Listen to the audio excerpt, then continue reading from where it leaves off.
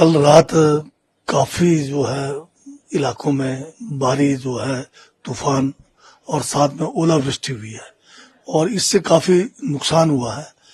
जहां निचले क्षेत्र में जो फसल है गेहूं की उसका नुकसान है और हमारे जो जहां पर ये फ्रूट्स का आजकल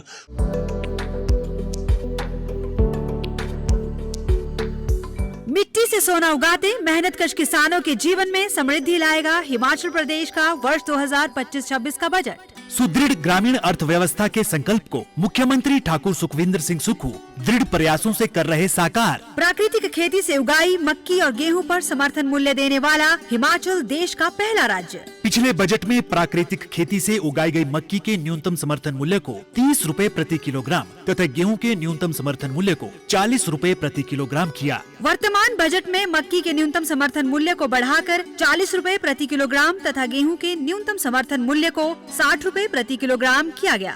2 किलोमीटर से अधिक दूरी पर स्थित खरीद केंद्र तक अनाज को ले जाने के लिए 2 रुपए प्रति किलोग्राम की दर से भाड़ा अनुदान का दिया जाएगा लाभ। सुखी ग्राम खुशहाल किसान की दिशा में हिमाचल के बढ़ते कदम। सूचना एवं जनसंपर्क विभाग हिमाचल प्रदेश सरकार द्वारा जनहित में जारी। फुल फ्लावरिंग है, इसके ऊपर भी बहुत जो है असर पड़ा है।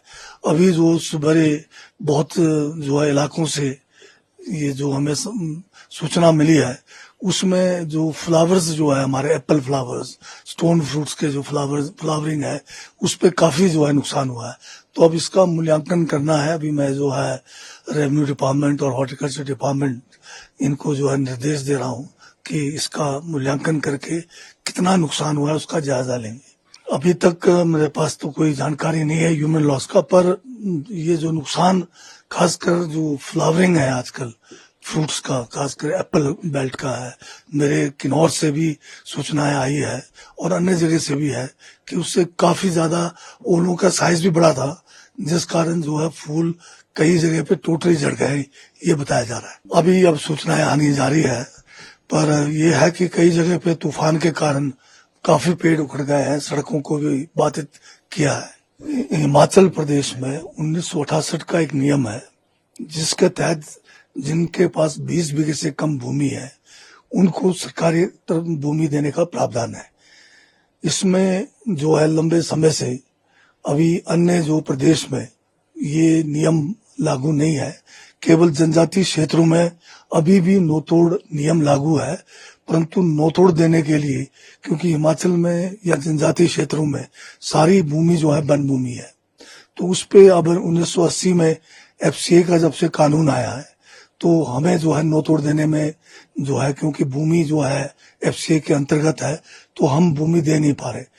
अभी 2014 से लेकर 16 तक और 16 से 18 में जब कांग्रेस की सरकार थी उस समय, तो उसमें हमने एफसीए को जो ट्राइबल एरिया, जो शेड्यूल एरिया है, शेड्यूल 5 कॉन्स्टिट्यूशन के तहत जो गवर्नर को शक्तियां हैं उसमें कि किसी भी कानून को, चाहे वो प्रदेश का कानून है चाहे वो पार्लियामेंट का कानून है, शेड्यूल 5 के इलाकों में उसको सस्पेंड करना या उसमें अमेंड करने की शक्तियां इनको प्रदान की गई है। इन्हीं शक्तियों के तहत जो है 14 से लेकर 18 तक के बीच में ये एफसीए को सस्पेंड किया गया था कि नोतोड़ नियम को हम लागू कर सकें। इसमें काफी जो है लोगों को हमने फायदा भी उस समय पहुंचाया, परंतु बीच में क्योंकि थोड़ी सी इसमें जो है जटिल प्रक्रिया थी, इसमें जो मौके पे निरीक्षण करना था रेवेन्यू और फॉरेस्ट, उसमें काफी लंबा समय लग गया। और 18 में जब भाजपा की सरकार आई उन्होंने टोटल ही मतलब, जबकि एफसीए सस्पेंड था, परंतु एक व्यक्ति विशेष के सिवाय नोतोड़ नहीं दे पाए।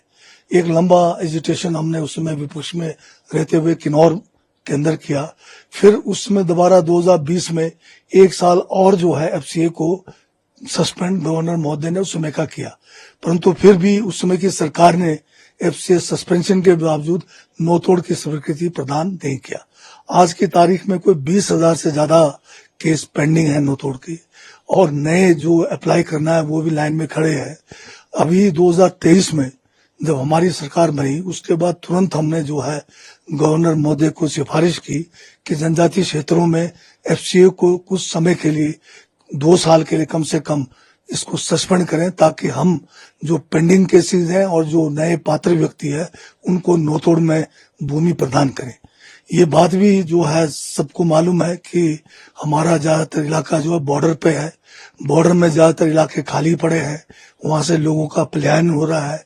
हमारी बेरोजगारी भी जनजातीय क्षेत्रों में बहुत ज्यादा है और लैंड होल्डिंग्स भी कम है। अब अगर नौतोड़ में अगर हम भूमि प्रदान करते हैं तो पलायन भी रुकेगा बॉर्डर पे, और साथ में जो हमारे जो बागवानी के क्षेत्र में या हम जो है अन्य जो है कृषि के क्षेत्र में काम करके लोगों को रोजगार प्रदान कर सकते हैं। तो इस संदर्भ में अभी गवर्नर महोदय के पास ये जो है मामला लंबित है, 2 साल से ऊपर का समय हुआ है। 5 मर्तबा मैं गवर्नर साहब से मिल चुका हूँ। आज दोबारा मुझे मौका मिला है, दोबारा टाइम लिया है मैं गवर्नर साहब से मिलने का, तो दोबारा जाके फिर इनसे गुहार लगा रहा हूँ कि इसमें शीघ्र जो है फैसला करे और 20,000 से ज्यादा केस जो लंबित है और जो पात्र व्यक्ति और लाइन में खड़े हैं उनको ये फायदा पहुंचे, ताकि बॉर्डर इलाके से जनजातीय क्षेत्रों में पलायन भी रुके, बेरोजगारी भी कम हो और लोग जो है बागवानी और कृषि में काम करके अपने आप को समर्थ कर सके। जो भी अभी 2 साल के बीच में गवर्नर साहब ने क्वेरीज रेज किया है उन सबको एड्रेस कर लिया गया है।